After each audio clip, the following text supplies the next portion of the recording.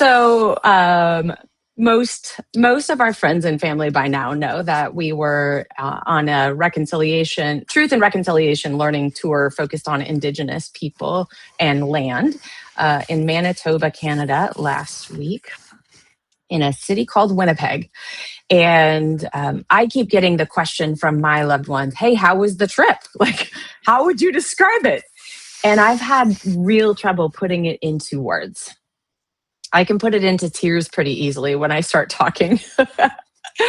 But I thought it would be fun today and useful to kind of go through and explore it together, since we were both there with some really incredible friends who some may join today.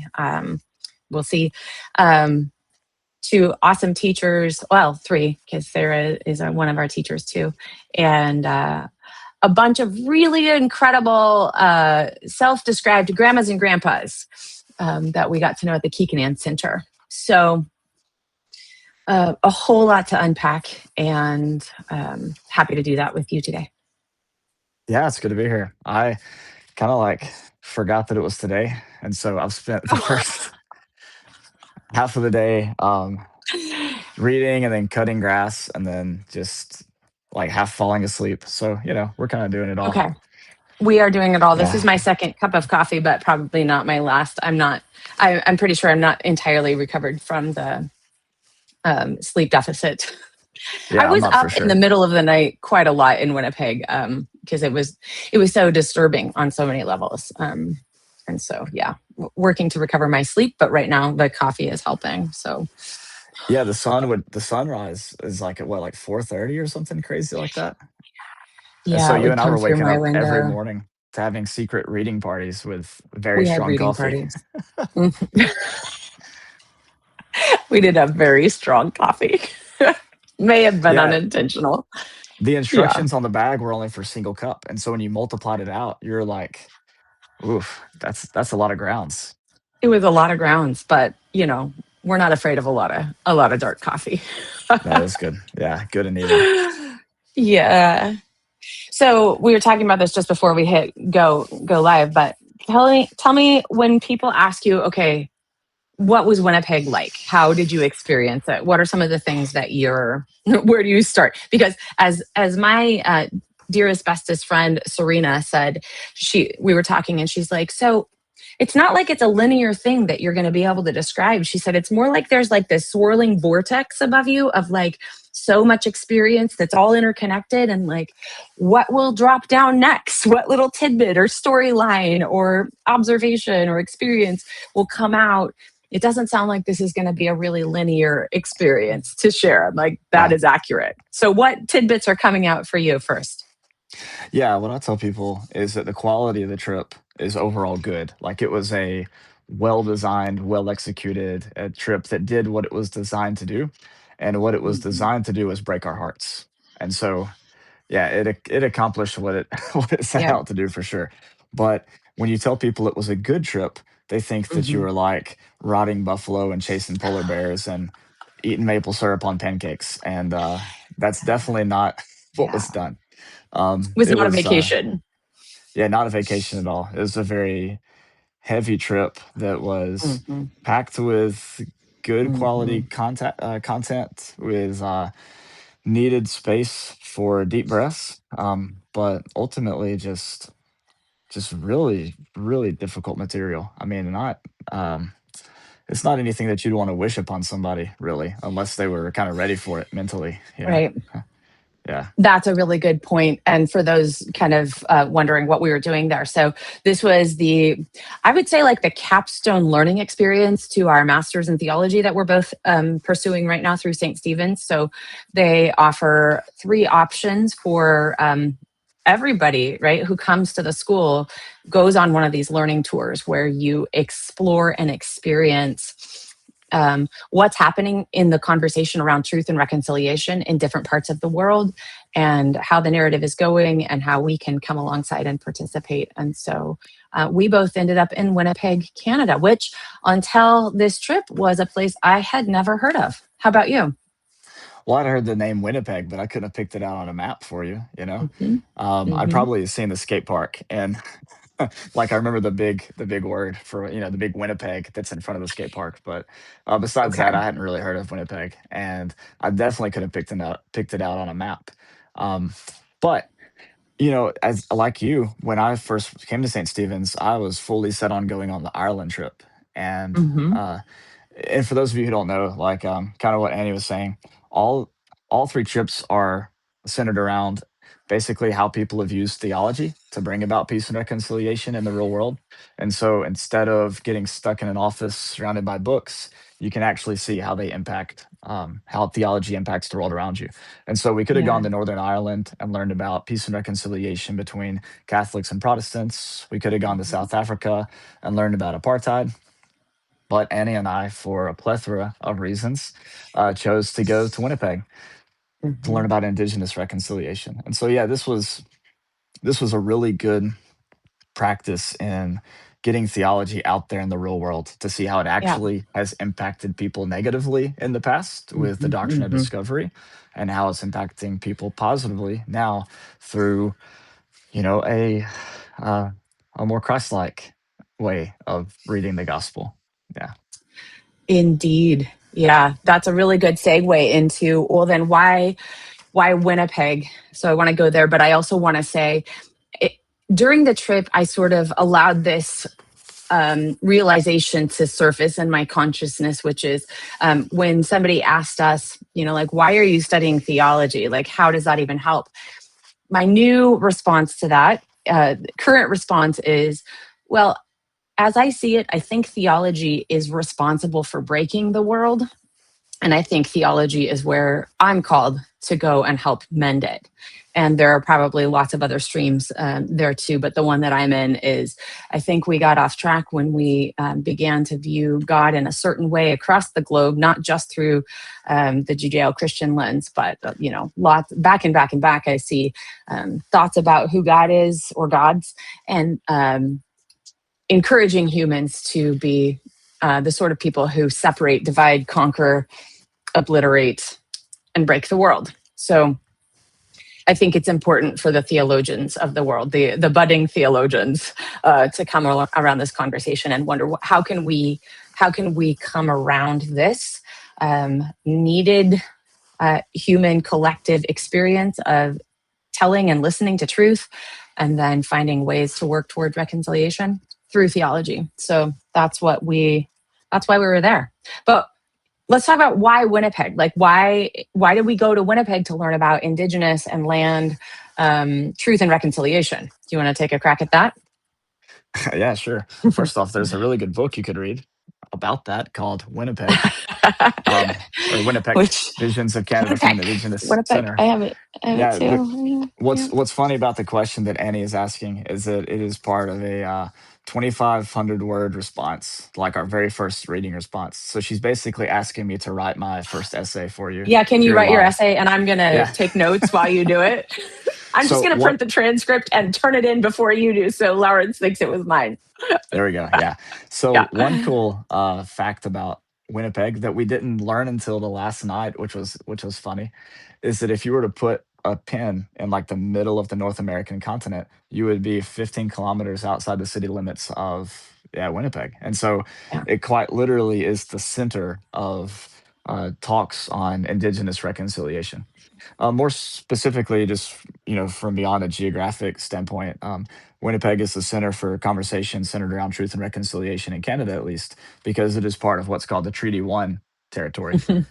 And so it was the first treaty that was made with Indigenous peoples as through westward expansion in Canada, and so that's why it's sort of a big deal in terms Yeah, of and this, we yeah, we this met ongoing a direct conversation. descendant. We met a direct descendant of Chief Pegwas, who was he was the chief who signed the treaty with Lord Selkirk. So, like, when we say this is the center of where it all began, like, we kept walking around going, like, how are we here meeting these people we're meeting? They feel very important and critical in the context of this whole conversation. So meeting a descendant of Chief Pegwas, a direct uh, what's the opposite of ancestor? Descendant, I guess is the only word I know, was pretty incredible. Yeah, that was pretty neat. and just learning about the history of, the work that's done through the, what's the museum called? The Canadian Museum for And Human Nash. Rights. Yeah, Oh, and yep. then the Hmm. National Center of Hmm. Truth and Reconciliation, all those being Yep. based there in Winnipeg. Yeah, Hmm. Hmm. big deal. And Marie's organization, Manitoba Central Committee, Mennonite Yeah, the Central Committee, Mennonite. Manitoba. Yeah, Yeah, a lot of good things going on there. So yeah, and I think on a sort of experiential level, we got to see the absolute straight line between colonization and what it does to how it breaks people, because we were living downtown in the north end of the city, which is where I lost track how many countless people living on the streets, and almost all of them are Indigenous people. And they are suffering more than I can possibly explain. Um, and they are literally physically doubled over in anguish, in yeah, addiction, in absolute loss of agency, and in hopeless despair. And yeah. It we was got to really know some of tough. them. Yeah, it Yeah. was really tough. Yeah. Walking downtown to go to a restaurant. Yeah, we went to this restaurant where you paid $12 to get in, and you could play as many board games as you wanted to. Which what we did, being broke college kids, is we bought a pack of playing cards from the front desk and played a few party games. But anyways, you walk down to this like really nice area of town, and there's like a line that you cross where it goes from Hmm. being people suffering from addiction, from this systemic oppression that they've experienced Yep. for, literally hundreds of years, to like middle class families walking their dog, kids rolling around in the line, Yep. maybe teenagers attending a rave, like at a Hmm. cool little Hmm. downtown spot. It's just Yeah.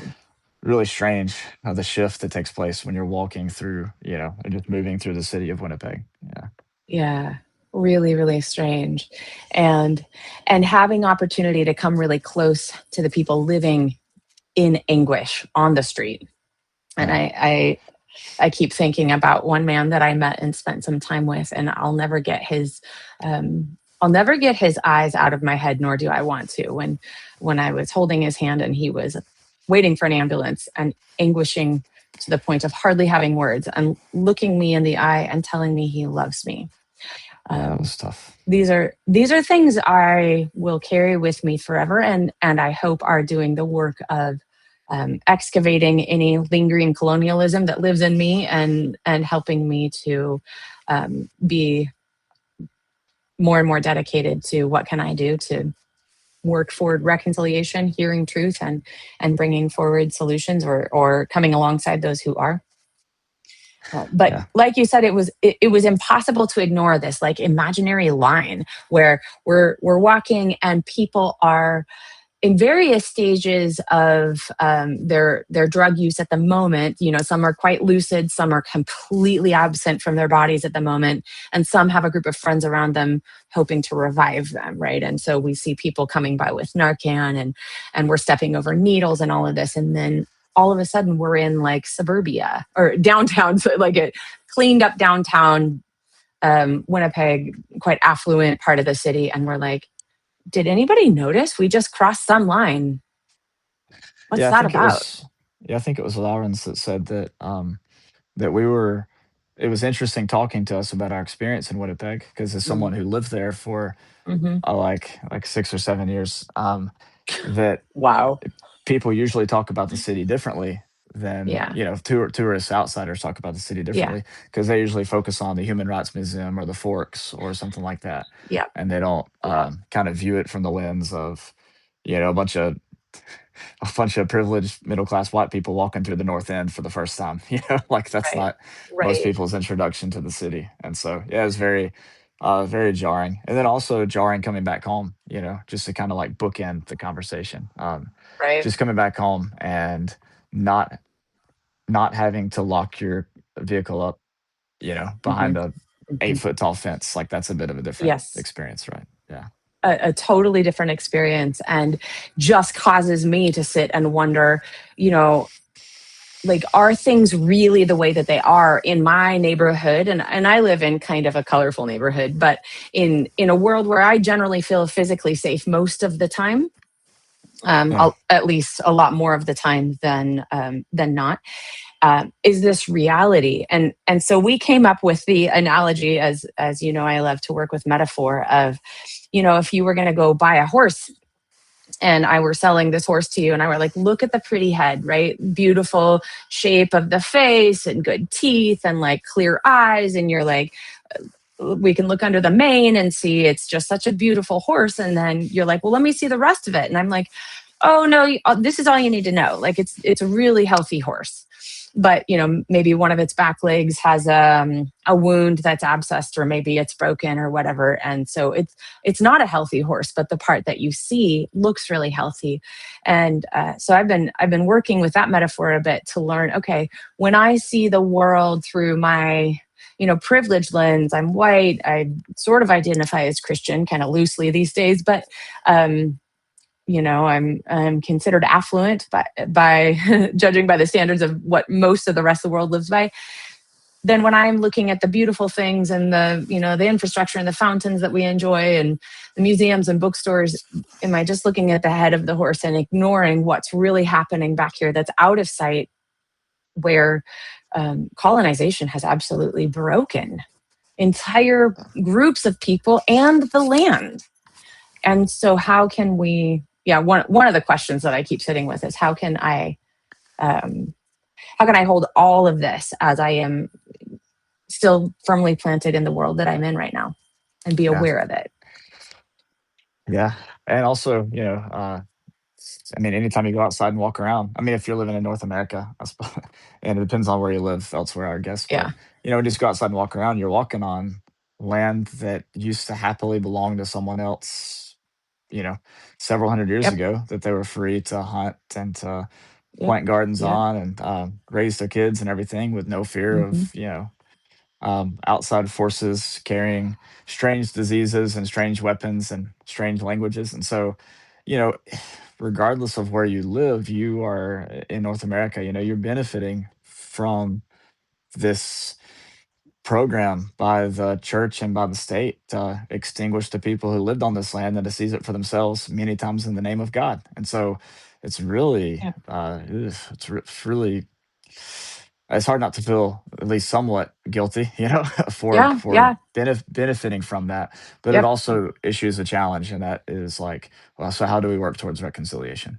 What Yes. does that look like? Yeah, And you mentioned guilt, and I want to sit there for a minute because one of the pushbacks that inevitably comes into conversations about this is like, well, it wasn't me, right? And I don't want to feel guilty. And I want to invite myself and anybody else who's compassionate and coming with a firm conviction that we need to do better as humanity, that guilt is not necessarily a bad thing. In fact, it might be a gift in order to help us really understand the weight of what has transpired and what continues to transpire right now in laws yeah, and policy and actions. And like, our friend Mary texted us in the Winnipeg Friends group chat today. Did you see yeah, it yet? Yeah. yeah. I saw that video. That Yeah. was tough. Yeah, A video of police, I'm assuming in Winnipeg, taking down an Indigenous person on their bike, and like so many police coming by, and just like, I don't have the backstory. I have no details about what this person may or may not have done, but just for me, like watching this colonial force come in on this person in an Indigenous body and watching that person's body language just utterly broken, utterly hopeless, helpless, in despair. That's what I felt from watching that. And just, yeah, I think a little guilt is okay for well, folks in especially bodies like mine. yeah, especially if we understand. We typically just jump to individualizing the guilt, like, oh, I feel guilt. Well, I don't feel Yeah. personally guilty. Like, I haven't, Hmm. like, I didn't sell the ocean blue in 1492, Right, but right. scripturally, like from a biblical perspective, guilt is Yeah. often communal. Yeah. Daniel. who was just a teenager when taken into captivity in Daniel chapter Yeah. 9, prays for the forgiveness of our sins, talking about the community Hmm. sins. And Yeah. then, Jesus undergoes a baptism that was a baptism of repentance for the remission of sins. Hmm. And even though he had Uh-huh. no, it wasn't like he No was personal saying that, sense. yeah, Hmm. that he had stolen from the Hmm. cookie jar or anything, but he's recognizing himself as a member of the 12 tribes of Israel, all who Yeah. collectively need repentance. And so Yep. when I say that I feel guilty, what I'm saying is as a member of the body of Yep. Christ who very publicly and proudly took part in the expelling of indigenous people from their homelands and putting children into boarding schools and things like this, you know, like I feel guilty as a member of this Yes. body who's committed these Yes. atrocities, and so and a body who needs repentance and some healthy steps forward in reconciliation. Yeah. Yeah. And I think it's important for us, people of conscience everywhere, to reckon with this question: what have we done?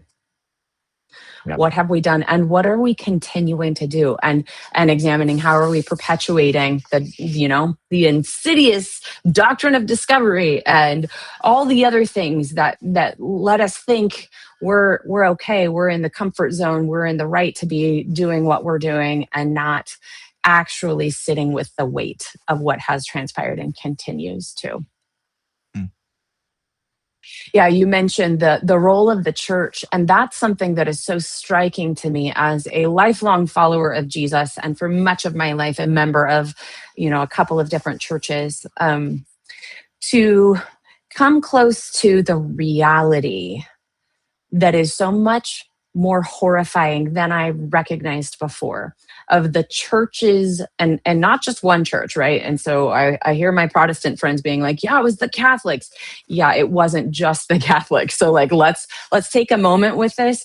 People who claimed Christ's name, um, being embedded with the Canadian government that as it was establishing itself, and also it happened here on our soil in the United States as well, and creating and operating schools where children were ripped out of their homes at the age of maybe preschool, kindergarten, something, and sent off to experience horror and torture and every form of abuse known to humankind, and be indoctrinated and be forced to forget their language, their culture, their reverence for Mother Earth, be forced to assimilate, and then be sent back to their communities, to carry this tragedy with them in their bodies, back to their people. And what strikes me as just absolutely impossible to ignore is that we learned in Canada this went on for about 150 years, which at the National Truth Center for Reconciliation, National Center for Truth and Reconciliation, um, they saw that. Did you see this? It said this happened for 7 generations, Mm. I didn't see that, no. which strikes me as so poignant because of the indigenous thinking that we learned about, that when you're making a decision with your family, with your people group, you think about the next 7 generations, and how will this benefit them, and you also listen back for 7 generations worth of ancestral wisdom, and what have they been doing, what storyline are you in the middle of that they tried to start for you. And so it just strikes me as like profoundly evil that the church colluded with power for 7 generations to abuse children to the point where now we see their descendants. And by the way, this only ended in 1997, which is the year I graduated high school. This was still happening while I was in high school. So that now we see their descendants languishing in absolute hell on the streets of Winnipeg. And that's what we've done. That's what we've done. Yeah, I think we were talking with Sarah, Augustine about the what was it? What's it called? The trauma, multi-generational trauma, Mm. transgenerational trauma. I forget what it was there. And I think sometimes we would use terminology a little bit differently, but I think the idea is like cyclical trauma. So, Mm, you learn mhm, systems of mhm. abuse from Yep, the boarding school that you attend, and then you perpetuate those onto your children, yep, maybe not yep, even understanding what it is that you're doing. And yeah, yep, it's just yep. cycles and cycles of abuse. Yeah, What it's did like infected. It's Yeah. a infectious, infecting. uh, Here, experience this in your own body. Now we'll send you back to your people. And what do you expect? Yeah. Hurt people, right? That's Yeah, what we say. That's what we hear. Yeah.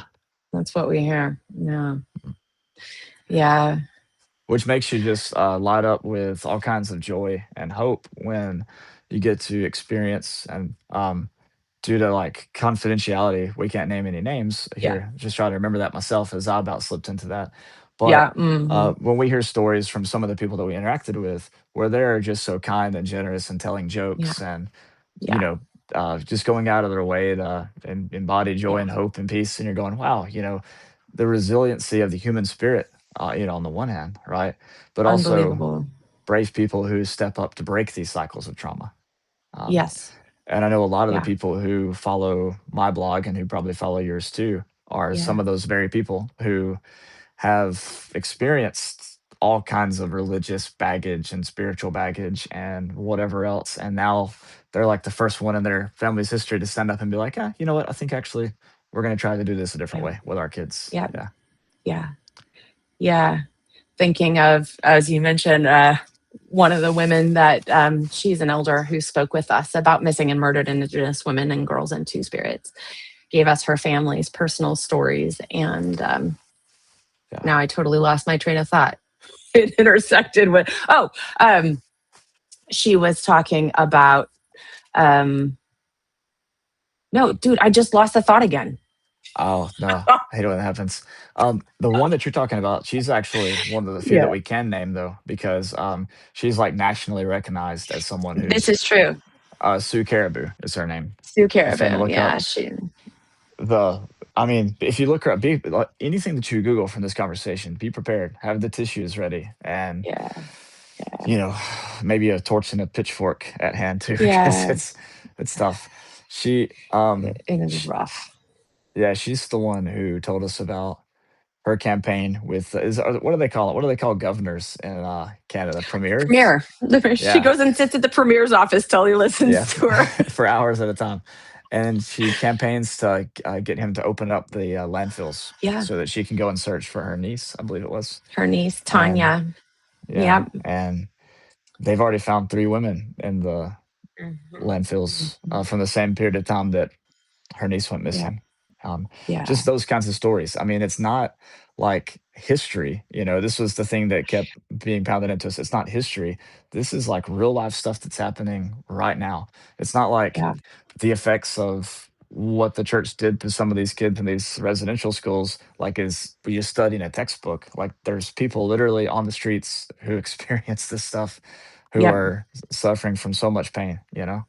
And as Um, Andy told us when we're looking at the folks on the street and like, how can this be the reality? And he's like, I want you to look around and see all these people. Almost every one of them is affected by missing and murdered Indigenous women, girls, and Two Spirit. And men and boys, by the way. It's not just a feminine or Two Spirit experience to go missing and murdered if you're Indigenous. And he said, this is the result. This is what we're seeing. You can look at this. yeah. Here it is. Yeah, I think one of the speakers actually encouraged us to say missing and murdered Indigenous people, just because Yep, it's not. It's. I think even in this book by Sinclair Winnipeg, it even goes into all the details of just. it I mean, does. the statistics are ridiculous when you start looking it up, of how disproportionate it is to the amount of Indigenous people within the population at total, and compare it to how many kids go into child protective services, or how many people are incarcerated or who are murdered or whatever else. And you can trace it Yep, all back to these all back to the colonialization and the yep, residential schools and the 60 scoop and all this other stuff. I mean, it's yep. just goes on and on and on. Yeah. So, for our friends listening who don't know, 60 Scoop is a program that the Canadian government instigated late 50s, early 60s, and is still kind of ongoing, actually, where social services now take Indigenous children out of homes because we don't think you're going to be good parents. We don't think you're a capable mother, and put them in foster care or adopt them out around the world at enormous rate when compared with children of European descent. And so the statistics are so staggering. It's something like 90% of kids in social services right now are Indigenous. Yeah, I don't remember the And exact numbers either, but and yeah. Oh, it's like 20% of the population of Winnipeg is Indigenous. So if you do that math, you're like, yeah. And you'd go, well, you might go like, oh, and why didn't the parents make better choices? Well, it's like, well, what choices did they have before them? yeah, yeah, Um, that's right. as one analogy I heard for sports people out there was some people start life on third base and other people start life at home plate, and sure, there's some people who make it all the way around, but Yeah, others just have much better hand dealt to them than others at no fault of their own. Like, you right, can't help right, what family you're born into or who your parents are right. or what the government decides to do with your children, taking them Or to the residential cycles of schools or whatever. addiction. Yeah. Right. And And the so, cycles of addiction that are perpetuated that started, we can find the starting point back and back and back if we dare to go far back enough. yeah, there was an apple and a tree and a snake and Okay, so that brings me to something that I need to talk about, which is the insertion of gendered hierarchy into a culture that did not have it to begin with. oh, here we I go. was, yeah, here we go. Here's my soapbox. Ready? Here's my TED Talk. So, one of the people we were privileged to meet, Marie, shared with me. We were at the center to learn about the treaties that are continually broken, and there was this medallion, this enlarged copy of a medallion that was issued at the first treaty, right, with a European man shaking right hands with a bare-chested Indigenous man. And she said, gather around, I want to show you something. This is a misrepresentation of history. I said, why? She said, because before contact, before colonizers got here, she said all Indigenous people on this land had a society that was much more matriarchal in nature. So my antennas pricked up and I was like, what do you mean all? Like, are you saying all? And she said, I'm saying all. All of us were organized with elders and children at the center of our societies, of our families, of our nations, and the needs of children and elders were the first and foremost needs that were anticipated. And then from there, the societies were organized not in a triangle, but in much more of a circle, and we would call that matriarchy, right? And so she said the way things worked were the women elders of the nations were the ones who were making the kind of decisions, sitting in council, et cetera. But when Europeans got here, they wouldn't negotiate with women. So the women would appoint a man to go and do the negotiations for the treaties. But then the Europeans would note that the men would ask for a lot of tea breaks, like way too many tea breaks. And the reason was because they would go back and ask the women elders, okay, here's what's ongoing in conversation, and ask for guidance and wisdom, and then come back. Yeah. So that fascinates me, right? I'm like, what are you saying? Are you saying like all people in this land come from matriarchal roots? And she's like, yes, essentially, right? Broad brushstrokes, a whole lot more than patriarchal. And then when we were at the residential school that we toured the museum there, I noticed more horrible things than I can express or want to give words to. But here's one iteration that I won't get out of my mind of the pattern of elevating boys over girls that was infused into those children's bodies while they stayed there. And there were two photographs. The first was a photograph of all the little boys with their hair cut and their Western looking pajamas on. Western's a weird word. Anyway, their pajamas that they were made to wear by the schools. And they're kneeling on their pillows facing their headboards, being made to say their Christian prayers for the night. And then the other photo is of the girls. Same story, but they're being made to kneel by their beds, Like on the down floor, on the you mean? floor, right? So Yeah. the boys are taught this is your place up on your pillow, and the girls are taught, and I don't think anybody spelled it out with words like, oh, we're going to show the boys that they're better than the girls in this way. I think this is just like the coding of misogyny that happens through colonization. And I saw lots and lots of other iterations of how that was happening. But then when I met these open-hearted, beautiful people that we got to come into contact with, I saw that being so reversed. I saw these beautiful, joyful men upholding, supporting, honoring, and serving the women around them in ways that absolutely bring me to tears.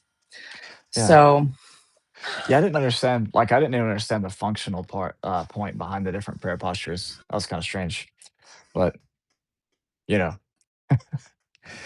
welcome to I don't know, I my guess wheelhouse. yeah, That was encoded patriarchy. there we go. Yeah, yeah. The mysteries of the universe have been solved. The hardest part for me in that was there was a picture of, like, a priest, he had a Bible, in the front of the Bible, it said, "God is love," and he's on the other hand, he's holding up, like, a strap to, beat the kids with, and the kid's just looking up at him in horror. I'm like, "Wow," for someone who Mhm, the message "God is love," like, that was something that I sang mhm, as a kid in some songs, and I mhm, read in my mhm. Bible, but, like, the implications of that didn't really start setting in until, like, 10 years ago. I mean, for that message to be used in such a horrendous way, at least in this depiction, was, like, super gut-wrenching for sure. Um, but there's so much in that museum that was difficult. I don't know if you watched any of the video did you watch any of the videos on the, tablet in that one room with it's Mm-mm, kinda like the most interior. mm-mm. It must have been, one of our other friends that was standing there with me then. Um, I was there's somebody probably from outside hugging a tree and crying. I actually like had to yeah. go take a minute. I literally did hug a tree and cry. Yeah, that was a tough that was a tough visit for sure, but Yeah. What did you see on the video? ooh, no, just some of the testimonies of the people who had Uh-huh. been in Mhm, that particular school that we were visiting. mhm. Um, just some of the abuses that they suffered, like on the first night being there, I just Getting your hair cut and your body scrubbed with DDT. Like, let's yeah, just sit no, with that for a moment. yeah. Well, the thing about the haircut that like really stood out to me was when one of the people who was leading us in a tour talked about how the braids, they would only cut the braids in times of mourning, like if their Mhm, mom or their father passed away, and so they're mhm, getting taken away from their families, by people whose language they might not even speak or not mhm, as their first mhm. language at least, and then they're having their hair cut, their braids cut off, like they're thinking that their whole family's been massacred or something, like Yep, what yep. the the implications of that are just gut wrenching, and again, like to really have some of this hit home, you have to, think, how would I react if somebody came in and did that to my kids, That's it. I mean, that's really what I tried to do is when I saw some of the pictures of those kids being taken away, Yep, just picture yep, Caden and Ellie Shea there, yep, um, as being the ones taken away by the Mounties. Like, this isn't just abstract thoughts of no, something that happened to people who feel less than we do or no. who know less than we do. Like this happened to living, breathing people made in the image of God that are beautiful, beautiful souls. Who didn't ask for any of this, who were living here on this land Yeah. well for thousands of years before colonizers showed up. I really thought about that too. Like, how would I feel, especially if it had happened to me and I knew what was coming, and then someone came for my children, ripped them out of my arms, and I knew where they were going? Where, by the way, I don't want to get too explicit here, but I do feel like I need to express before I experienced this tour, I had no idea how evil and how systemic this whole program was and continues to be. It's changed shape now, but it's still happening. But just to give you an idea, here comes a trigger warning. Okay, I had the idea that the sexual abuse was kind of sometimes it happened. right? I had the thought like, oh, if your school was run by like a sort of rotten priest, then that might happen to a few kids. I did not realize how systemic and strategic it was. And so we learned on our tour that there was a procedure um, where children would learn that it was their turn to be taken into the room down the hall with the priest that night. And when I heard about this procedure, it involves an apple on a pillow. Yeah. My body, I didn't know how to metabolize that information, right? And I'm still sitting with that. And then hearing that the countless girls who were impregnated, they endured an entire pregnancy with no help. Then they would have their babies, and then at the moment of birth, the baby would be taken away and murdered, right? Yeah. And this Like all that done actually by happened. people working for a church. Yeah, this is documented of this stuff actually happened. Like, Yeah, I know in the news yeah, sometimes there'll be things about post-birth abortions. Like this was literally happening at yep, residential schools yeah, um, in Canada, presumably in the U.S. We were on a Canadian tour, but probably, yep, I mean that yeah, actually happened. yep, yeah. And then it just makes me absolutely enraged when I hear, church people being like, "Hands off our kids," and abortion never. And I'm like, oh, really? Because in our own history, we have perpetuated post birth abortion Yeah, for victims of sexual assault. and not just in our history, like historic, like that you learn in a history class. Like people who are still alive today experience this stuff. Yep, Like yep, people that you can go find and talk to today went through yep, this within yep, their lifetime. Like this isn't this isn't like ancient history, like Greco-Roman stuff. Like right. these are people you can go It, visit. it's far worse and far more pervasive than I realized before this trip. Yeah. I was familiar with a good bit of the residential school stuff because of the 215 graves being uncovered, marked graves being Yep, uncovered a few years ago. yeah, yeah. In 2021 or whatever it was. I think Hmm. that story came across my timeline a few years ago, and then I learned about a lot about the doctrine of discovery through books. Hmm. So I think Brian McLaren wrote a good deal Hi, about it. Brian. Yeah, I But yeah, to actually go and tour the schools and talk to people and look into people's eyes, you just it is so much. It's a lot different.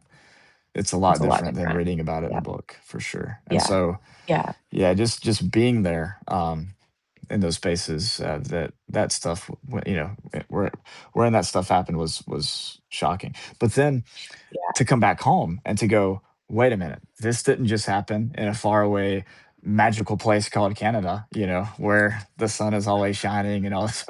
No, hmm, this happened in Northeast Alabama and in yeah, Washington.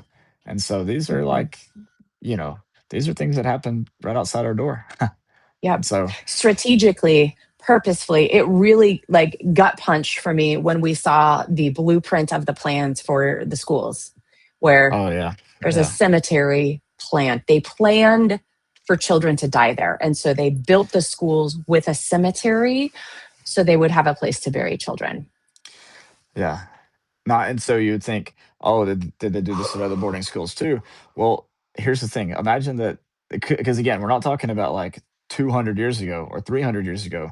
We're talking about schools that existed up until 1997, 1998, depending on Yep. who you ask. Um, th so, like, think about a child that dies at a boarding school in, like, the mid-60s or '70s. What's gonna happen? You're gonna take them via plane or automobile back to their family to bury them in the family plot, Yeah. and they had already pre-planned in these mid 1900 blueprints for boarding schools to have a graveyard on site. And one of the reasons is because these residential schools were intentionally placed hundreds of kilometers away from their Right. families' homes so that the parents couldn't go visit the kids and see the deplorable conditions, and the kids couldn't as easily run Couldn't away run to go away. back home, Hmm. Hmm. even though many of them were resilient enough and crafty enough to be able to, Yeah. but Yeah. most kids, though, weren't didn't have that, and those who did run away were caught and brought back home anyways. Um, Yeah. I Yeah. forgot, and it doesn't really matter, I suppose, who it was because we can't name names anyways. But we spoke to one person whose family escaped into the bush, the Canadian bush, in order to Mhm. avoid being captured by the Yep. residential school agents, you know? And Yep. so that's Yep. how some families had to take care of their kids, Yep. um, is run away into the wilderness, you know, until they could to avoid capture. I mean, it's Right. ridiculous. Yeah. It is ridiculous, and it just gives me so little patience for people who are like, okay, why do we still need to keep talking about this? It's 2026. Can't we all just get along and move forward? Like,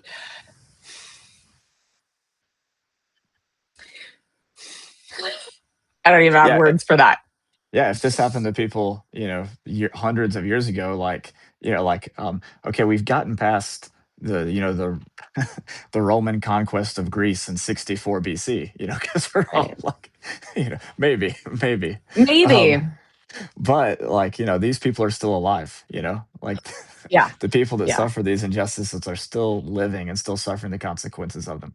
Not to mention their children and their grandchildren and their great grandchildren, like Right. these are Right. living, breathing people who still need serious, not just apologies, but like actual attempts at real reconciliation. And then I heard one person say reconciliation, and I really like that. Yes. Yeah. Yeah. That's a good term we kept hearing. So Reconciliation is a good word, and so is the one that I kept hearing, particularly in the efforts to bring back the bison. But rematriation, ooh, I like that one. It's an indigenous word, so I'm not going to co-opt it and use it myself and say that I made it up. But I sure loved hearing that. yeah, yeah, that was the bison stuff was pretty fun. Okay, so Hmm. just to let you know that the facilitators and teachers at SSU aren't torturers who send their students off to be psychologically tortured for 12 days. We did have lots of breathing room on this trip Yeah, to just yeah, process what we did, and they took us out to some cool places to eat and things like this. But maybe we yeah. should transition into what we got to do in the second half of or like Uh, maybe like the the last fourth letter, of the yeah, trip. Yeah. yeah, yeah, yeah, yeah. Such a good idea. So we got to know grandparents, right? We got to have relationship with them because one of our tour guides was in relationship with a retirement center. And so we were privileged to come alongside and have interaction with for days. Um, some beautiful souls, and one of the highlights of the trip was when they took us out to a retreat center alongside some of these grandparents. And those people are funny stuff, I tell you Oh, what. they're hilarious. Yeah. We can't repeat any of the jokes due to the rating of this program. But But we can tell you they plotted against us, and some of us were in on it. But there was a Sasquatch that came and visited that was very real looking until we realized they had dressed up a guy in a suit. But wow, they thought they were clever. yeah, that was pretty fun. We were doing campfire time at night and playing songs and just telling stories and stuff. Yeah. I realized that I was far enough north to be able to tell Jerry Clower jokes without being found out. So that was a lot of fun. Put on the southern accent a bit. You Um, you definitely and poured that on thick.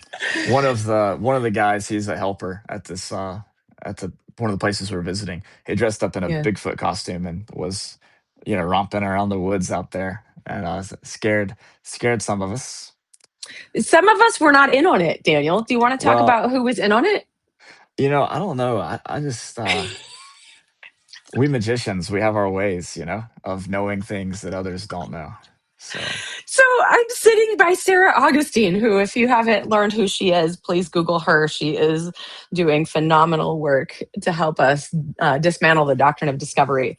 So she was there with us, and we're sitting next to each other. And so there's this figure in the woods, and Daniel, who's in on this, here's Sarah's book. oh, there it is. Um, Yeah. the land is not empty, following Jesus and dismantling the doctrine of discovery. You must read that book. So I'm sitting next to Sarah, whom I greatly admire, and you know, sitting with her.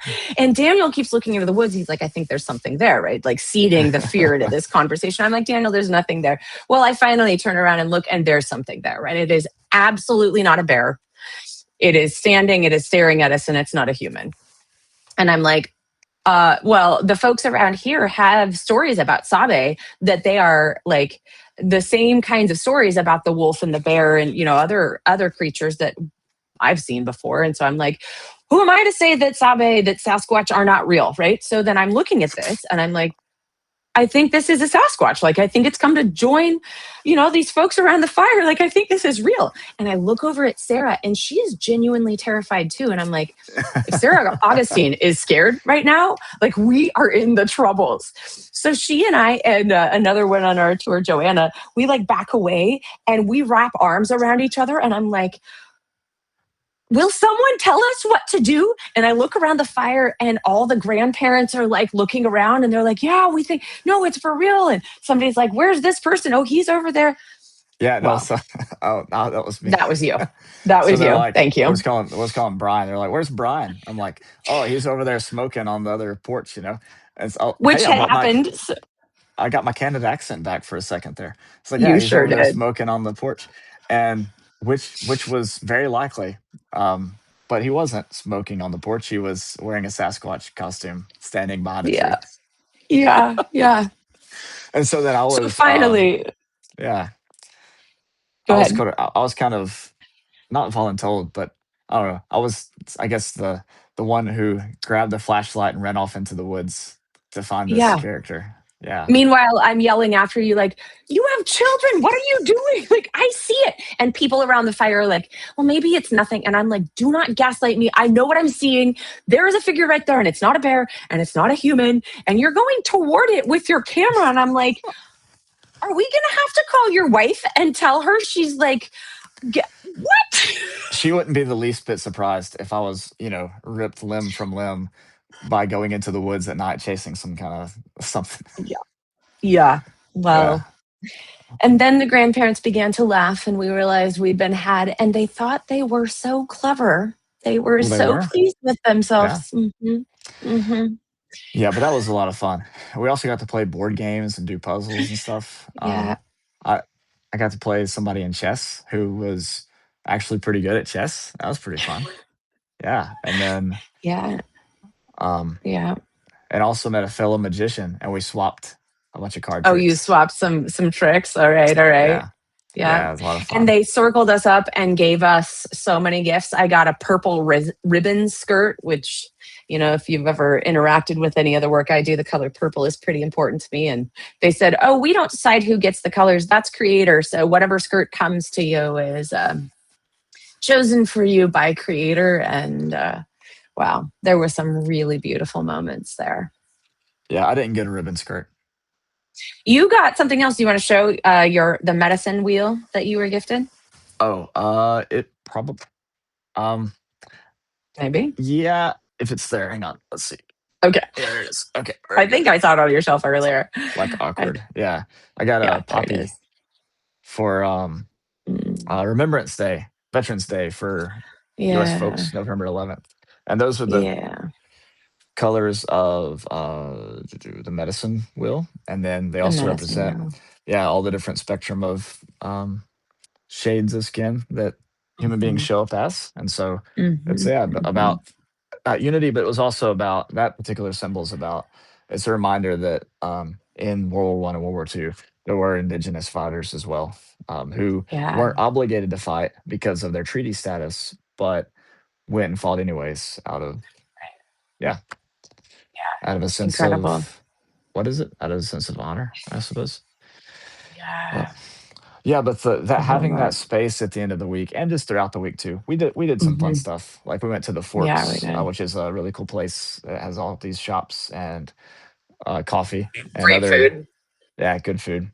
I had Really Sri good food. Lanka, a Sri Lanka sort of dish, super Yes. spicy. Yeah, it Hmm. was good. And then what else did we Hmm. do that was kind of fun throughout the week? Oh, we went to that like little pioneer village kind of thing for the Métis village. Oh, yeah. Yeah. Yeah. Yeah, Oh, the Hori home, I think is what it's called. the Horry home, where our tour guide is descended from those folks. So that was cool history to like Yeah, get to know and then see. yeah, Hmm. Hmm. that was pretty fun. And then let's Yeah. see, what else did we do that was kind of like a break? Oh, yeah, we got to go see the buffalo, the bison on We Saturday. did. And we got to That's see so exciting. a little baby buffalo. Oh, it's so fluffy. It was so So fluffy. fluffy. Like you have And no learning idea. about and learning about the ongoing work to rematriate the buffalo, right? Or it's actually bison, but everyone says buffalo, but whatever. To bring them back. And right now they're raising herds here and there, and then they send them so that they can have what's the term for cross pollination within animals? That's what I was gonna say. So you've already Okay, moved beyond cross me. They're pollination. You heard it here first yeah, from mixing the up the gene theology pool. science nerds. They're Yeah, mixing the gene pool, so they'll be strong and robust. And then there you go. there are these plans to release them to the life they're meant to have, right? And that's really Yeah, exciting. And P.S., just like one more plug for how we're returning to the Great Mother. Bison are matriarchal in the wild anyway. So they are led by the wisest female buffalo, and then she trains up daughters to take over after her. So yeah. just saying, there are some connections down here. At this particular ranch, they had the men and the women separated there. And what Mhm, was the they one's did. name who was bullying everybody? Big Big Jim. Joe? Yeah, I have a Big picture of Jim, Big yeah. Jim. Big Yeah. Jim. I He I was, took a picture of him and sent that to my dad, whose name is Jim, and I was like, I found your your Buffalo namesake here. they're Buffalo Ken. That's we pretty we funny. saw a couple of the younger ones who might have been wanting to challenge Big Jim, bearing marks of how that did not go well for them. Yeah, bearing marks in unfortunate places. It was it's pretty funny. Let's see. Yeah. Oh yeah, and then we got to have circle time that night at Andy's house Hmm. and just Yeah. enjoy some barbecue by the river, by the Red Yeah. River. That was good. Yeah. By Yeah. the Red River. Yeah. Yeah, so I mean, overall, Yeah. like there were some pretty tough parts, but Yeah. getting to hear the laughter and the jokes and the Hmm. jocularity, that was a lot of fun and much Yeah. needed. Yeah. Yeah, I think the thing that there's so many things I'm carrying that I'm never going to let go of, but one is the sparkly eyes of the grandparents we Oh, got to know, right? yeah. I These thought you were gonna these say the sweet potato loving. fries. Oh, the sweet potato fries were an excellent addition to the trip. Culinarily, we did quite well. Yeah. Yeah, we did. No, but there's this one grandfather that we got to know. And when he would talk, his eyes would just sparkle. I mean, they would just shine with compassion and gentleness and love and never a harsh word interaction. And I was continuously struck by the strength that it takes to have suffered so greatly and yet develop into a person who at this point is able to just exude compassion to that level Yeah. and humor. And he's so funny. He's just always making jokes and bringing people in and laughing with his brother. And what Yeah. beautiful souls. Yeah, we were sitting on Beautiful the souls. fire and all the frogs were going out in the, out in the woods, and he's like, "What, you Yeah. hear all those frogs?" Like, yeah, he says, "Yeah, they won't shut up till they find some loving," or something like that.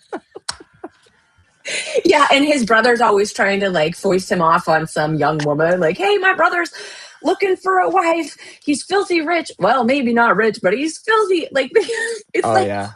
such beautiful choreographed humor. Yeah, they're like Abbott and So Costello or beautiful. something. Yeah, that's pretty Yeah, they good. really are. And my friend Megan is on here. She's a beautiful soul. She says, yes, for the wisdom and love of sparkly eyes. So important to notice the life behind the eyes. Most wise ones can laugh. Yeah. And that's what we found. The wise ones with so much love and desire for wholeness. And so they shared with me, I hope it's okay to say this out loud. They said, we have this prophecy that we believe is now coming into being and that we're here to help usher in, where all the colors of the rainbow will gather underneath the tree of life Yeah, that thing. and sing and pray. And I would add here, I think we all dance too. And so this enduring hope that humanity will recircle together and not be divided, but be reconnected, reintegrated, establish our rightful place in the balance in the web rather than in a pyramid with a white king at the top, but a circle, a web, an interconnected network of everyone living in reciprocity, generosity, And when they taught us to pray, I have to mention this. It was something that I am always going to carry to the idea of maybe you're a tree with roots that connect to all the other trees in the forest. And maybe if one of the trees is sick with something, and you want to pray for that other tree, you send it through the network that's connected under the soil. You send that tree whatever nutrients it needs. And so if you're praying for a loved one who's sick of heart, maybe you ground yourself on the earth and send peace, or send hope, or courage, or remembering. And in that way, recognizing that we are not separate. We Yeah. can send and receive the nutrients we need. Yeah, I liked Oh my goodness. Sarah's. You go ahead. Oh, sorry. I was gonna say I like the Sarah's thing. What does she always say when she first wakes up? Thank you for this breath. Thank you for this breath. Yeah. Yep. Thank you So for this Megan, land, our body. Yeah. Oh, sorry. Megan is down in South America. She says this prophecy exists here with the indigenous wisdom keepers in South America too. The Rainbow Tribe. Ooh, okay. Megan, I want to talk to you later. I'm not going to show this now. I drew something on this trip that interacts with this. The Rainbow Prophecy. Gosh, I love indigenous wisdom before the colonial domination. They realized how interconnected we all are, and this is what I hear from folks the world over. Folks who are. In tune with the conversation with Indigenous people everywhere in the world, that this interconnectedness is coming back, and we're here Yeah. to participate in that. I like the language. We are that Christ is all and in all. Mm, yep, Yeah. all and Pretty. in all. Yeah. Yeah, And that kind of goes back to this is one thing that struck me the whole time was we have all these uh,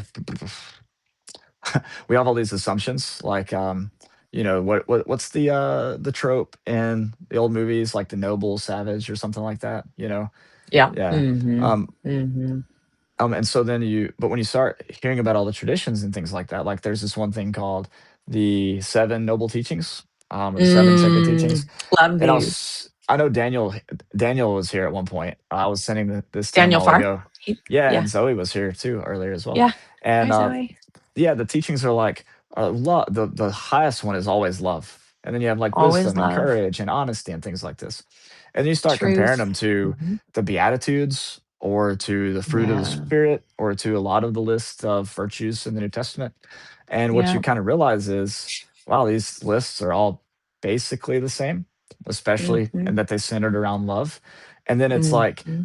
people are surprised by this, but even, Mm-hmm. you know, the apostle Paul himself was like, well, when you go out and you start interacting with people, these Gentiles, what you're going to find is that they had the law of God written on their heart and were doing things in the law, having never had the law. And so we Mm. really shouldn't be surprised by it because there's something within us, this made in the image of godness that we all share, that Yes. leads us to love, even if we don't always share the same vocabulary words or have the same, Yeah. theological library behind this. But Which, that's, absolutely makes me think. So I see all the colors joined in a circle underneath the tree of life, and each one bringing the wisdom of their particular tradition, right? And what is do you know, this is not a pop quiz, but have you heard the one thing that all wisdom traditions say in common? I have no Every idea. single one that has ever been recorded, as far as I can tell, is Oh, the treat other golden people rule? the way you'd like to be treated. Oh, okay. Absolutely. Right. Yeah, I So was taking we, a oh, sorry. I was gonna say I rage quit a philosophy class at community college because that was the first lesson. It was this sheet of like yeah, Confucius and Jesus and the Buddha and all this, treat others yeah, the way you want to be treated. And I like drop this class. I'm out of here, a bunch of nerds. yeah, yeah. Yeah. Or actually a bunch of Woke atheists, New not a bunch of Agers. nerds. Yeah. Yeah, yeah, yeah, yeah. But I it asked, turns out the wisdom keepers throughout space and time have all known it all comes down to how do we treat one another. And let's do so yeah, with kindness and reciprocity. And the sooner we can learn that we're not separate, the faster we will be able to make our way back to wholeness and what yeah, everybody needs, which is an interwoven web where nobody's better than anybody else. yeah. Yeah, yeah. Incredible. just beneath the surface. Yeah. There it is. There it is. Oh boy.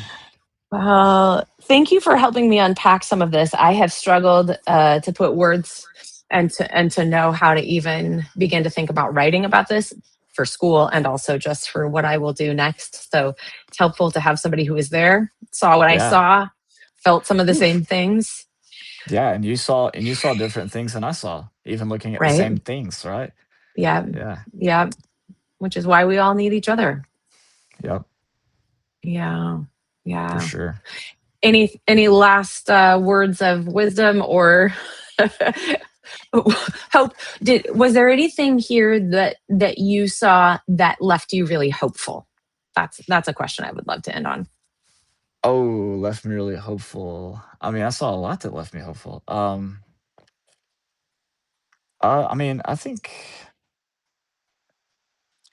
what was actually really cool for me. I mean, seriously, this was really interesting. Was in 1986, 5 years before the first survivor spoke out on national television about the abuse that he had endured under the residential schools. One of the Hmm. major denominations at play in setting up and running those schools issued a formal apology 5 years before. And so, what that gives me hope is like, wow, maybe there are some expressions of Christianity that don't totally suck. Like maybe maybe there's some hope out there that like, you know what Yeah, I mean? That like people yeah, actually can. And this I'm in a church office right now, literally. So, yeah, please yeah. understand I'm Right. being a bit facetious. But like they yeah, like there's actually hope, Like Hmm. like people are actually working to make things right and have Yeah. recognized the wrong. They recognized the wrongs that they had done before being called out on them in such a public Right. way, right? And there's something to be said for that, I think. So There is. Yeah. that did give me some hope. Yeah. How about you? Good. Anything Well, else?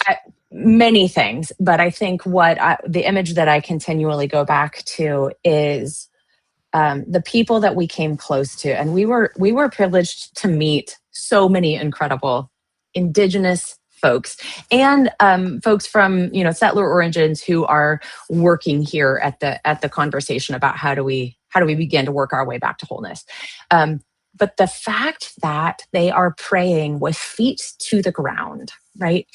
And that there are so many souls right now praying for our reconciliation, our ability to hold truth, reconcile, um, recognize what has been done, what is continuing to be done, and come back together.